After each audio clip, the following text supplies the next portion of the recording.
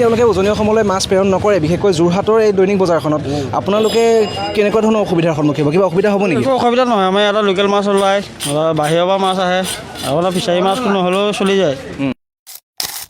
অসুবিধা তেনেকৈ একো নাই। আমাৰ ইয়াত যিবোৰ লোকেল ফিচাৰী আছে, লোকেল ফিচাৰী মাছ বিকিম, লাগিলে 2 টকা দাম হওক, আমাৰ নিজৰ জাতিটো ৰক্ষা কৰিবৰ কাৰণে আমাক নালাগে, নহয় জানো? আমাৰ নিজৰ জাতিটো ৰক্ষা কৰিবৰ কাৰণে আমি ইয়াত থলুৱা মাছ বিকিম, লাগিলে 2 টকা দামত খাব ৰাইজে, জাতিটো আমাৰ ৰক্ষা কৰিব লাগে।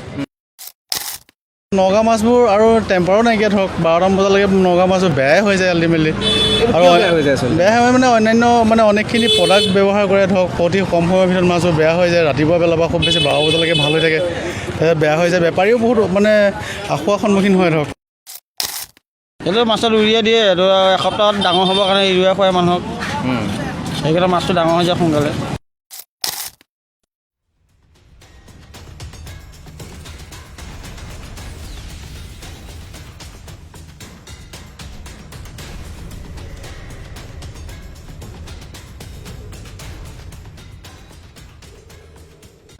ইতিমধ্যে নগাঁৱৰ যি মীনপালক সন্থাই তেওঁলোকে কৈছিলে যে উজনি অসমলৈ তেওঁলোকে মাছ প্ৰেৰণ নকৰে আৰু ইয়াৰ ফলত উজনি অসমত বিশেষকৈ যোৰহাটত কি প্ৰভাৱ পৰিব, আমি এই সন্দৰ্ভত জানিবলৈ যোৰহাটৰ এখন মাছৰ বজাৰত আহি উপস্থিত হৈছোঁ।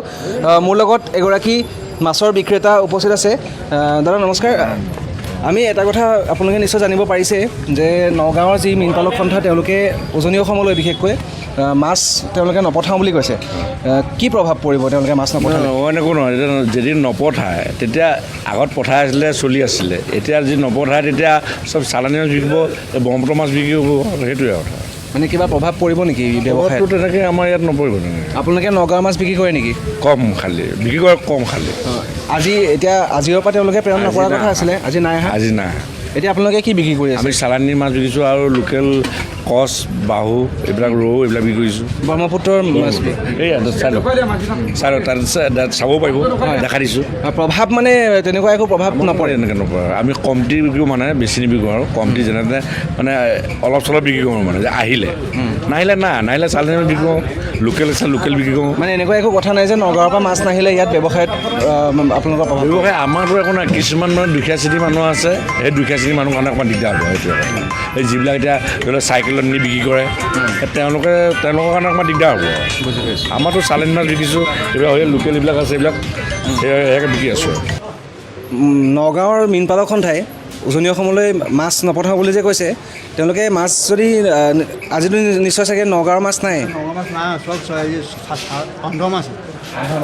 নগাঁৱৰ পৰা যদি ইয়ালৈ মাছ নপঠায় আপোনালোকৰ কিবা অসুবিধা হ'ব নেকি? আমাৰ টেনশ্যন নাই, সুবিধা নাই। নিশ্চয় গম পাইছে যে নগাঁৱৰ মীনপালক সন্থাই উজনি অসমলৈ মাছ নপঠিওৱাৰ এটা সিদ্ধান্ত লৈছে। যদি নগাঁৱৰ পৰা ইয়ালৈ মাছ পঠিওৱা নহয় তেতিয়াহ'লে আপোনালোকৰ ব্যৱসায়িক ক্ষেত্ৰত কিবা অসুবিধা হ'ব নেকি? নহয়, তেনেকৈ অসুবিধা নহয়। আমাৰ ইয়াৰ যিটো চালনী মাছে আমি বিক্ৰী কৰি হেৰি কৰিব পাৰিম, সেইটোৱে আমি চলি আছোঁ। তেনেকৈ নাহিলেও আমাৰ একো হেৰি নাই। নগাঁৱৰ মাছটো নাহিলেও ব্যৱসায়ত একো প্ৰভাৱ নপৰে? প্ৰভাৱ নপৰে। হয়, আমি আৰু কেইগৰাকীমান মাছৰ ব্যৱসায়ীক লগ পাইছোঁ। আপোনালোকে নিশ্চয় জানিব পাৰিছে নগাঁৱৰ পৰা যিটো আচলতে তেওঁলোকে কৈছে যে উজনি অসমলৈ মাছ প্ৰেৰণ কৰা নহয়। যদি তেওঁলোকে উজনি অসমলৈ মাছ প্ৰেৰণ নকৰে, বিশেষকৈ যোৰহাটৰ এই দৈনিক বজাৰখনত, আপোনালোকে কেনেকুৱা ধৰণৰ অসুবিধাৰ সন্মুখীন হ'ব? কিবা অসুবিধা হ'ব নেকি? একো অসুবিধা নহয়, আমাৰ ইয়াতে লোকেল মাছ ওলায়, বাহিৰৰ পৰা মাছ আহে, আপোনাৰ ফিচাৰী মাছটো নহ'লেও চলি যায়। সেই নগাঁৱৰ মাছটো তেনেকুৱা কি বিশেষ হেৰি আছে যে তেওঁলোকে বন্ধ কৰি দিলে আমাৰ ইয়াত অসুবিধা হ'ব? একো অসুবিধা নহয়। এইটো আমাৰ যেনেকৈ আজি আগৰ পৰা চলি আছে তেতিয়া চলি থাকিব। ফিচাৰী নহওঁতে আগতে মানুহ এনেকৈ চলি আছিলেতো, বিল চিল আছিলে, এনেকৈ চলি থাকিব। আৰু সেই মাছত বহু লোকে অভিযোগ কৰে ইউৰিয়াযুক্তও থাকে বুলি কয়। এইটো মাছত ইউৰিয়া দিয়ে, এইটো এসপ্তাহত ডাঙৰ হ'বৰ কাৰণে ইউৰিয়া খুৱাই মানুহক, সেইকাৰণে মাছটো ডাঙৰ হৈ যায় সোনকালে। সেই মাছ নহ'লেও চলি যাব? মানে মাছ নহ'লেও চলি যাব। আপোনালোকে ক'ৰ মাছ বিক্ৰী কৰে? আমি এইবোৰ ইয়াৰ লোকেল নিমাতী, বৰালি, মাজুলী এইপিনৰ পৰা আহে মাছ, এইবিলাক লওঁ। জানিবলৈ চেষ্টা কৰিম নগাঁৱৰ যিটো আচলতে মীন ব্যৱসায়ী সন্থাই যিটো সিদ্ধান্ত লৈছে মাছ উজনি অসমলৈ প্ৰেৰণ নকৰে, তেওঁলোকে যদি উজনি অসমলৈ মাছ নপঠিয়ায় আপোনালোকৰ কিবা অসুবিধা হ'ব নেকি?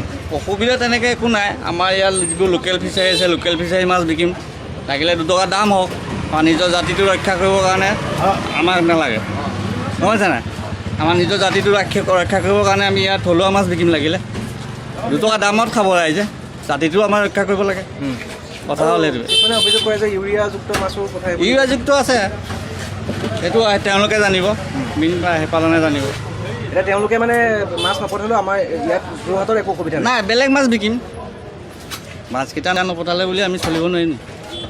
নগাঁৱৰ মীন পালক সন্থাই যিটো আচলতে তেওঁলোকে উজনি অসমলৈ মাছ প্ৰেৰণ নকৰাৰ যিটো সিদ্ধান্ত লৈছে, কি আপোনালোক মানে যোৰহাটৰ বিশেষকৈ যোৰহাটত কিবা অসুবিধা হ'ব নেকি যদি নগাঁৱৰ মাছ ইয়ালৈ বিশেষ নাহে? একো অসুবিধা নাই, থলুৱা মাছ ক'ৰবাত আছেই আৰু লগতো অন্যান্য মাছবোৰ আহিয়ে থাকে আৰু ৰাইজে বেপাৰীসকলে মানে চলিব পৰাকৈ ক্ষমতা আছে বাৰু যোৰহাটত, নোহোৱা নহয় মানে ধৰক, আৰু সেই অনুপাতে ব্যৱসায় চলিব। নগাঁৱৰ মাছ নাহিলেও ইয়াত কোনো প্ৰভাৱ নেপেলায় সেইটো মাছে। ইয়াৰ ব্যৱসায়ীসকলে সাধাৰণতে থলুৱা মাছে নগাঁও মাছবোৰ আৰু টেম্পাৰো নাইকিয়া ধৰক 12টা বজালৈকে নগাঁও মাছবোৰ বেয়াই হৈ যায় আল্টিমেটলি, আৰু বেয়া হয় মানে অন্যান্য মানে অনেকখিনি প্ৰডাক্ট ব্যৱহাৰ কৰে ধৰক, অতি কম সময়ৰ ভিতৰত মাছবোৰ বেয়া হৈ যায়, ৰাতিপুৱা বেলা বা খুব বেছি 12 বজালৈকে ভাল হৈ থাকে, বেয়া হৈ যায়, বেপাৰীও বহুত মানে আসুৱাৰ সন্মুখীন হয় ধৰক। ইউৰিয়াযুক্ত মাছ আচলতে বিক্ৰী কৰিবলৈ এটা অভিযোগ বিশেষ ক'ব নোৱাৰোঁ, কাৰণ তেওঁলোকে আনে আমি কিনি লওঁ, কিন্তু বস্তুটো মানে টেম্পাৰ নাথাকে মানে তেনেকৈ, অকণমান বেয়া হৈ যায় বা কিবা হয়, বৰফ চৰফ নাখায় ধৰক, অন্যান্য মাছৰ নিচিনা নহয়। আমাৰ থলুৱা মাছবোৰতো বৰফো খায় 2-4 দিনৰ কাৰণে ভাল হয়, কিন্তু তাৰ মাছটো এবেলা মিনিমাম থাকে, আৰু সেই অনুপাতে হোটেল চোটেলত কিবা ব্যৱহাৰ হয়, হোটেলত হয়তো প্ৰভাৱ পৰিব পাৰে কাৰণ দামৰ কাৰণে হয়তো, কিন্তু তেনেকুৱা বিশেষ একো মানে অসুবিধা নহয়। এঘণ্টা থাকিলে মাছটো ফুলি যায় তাৰমানে।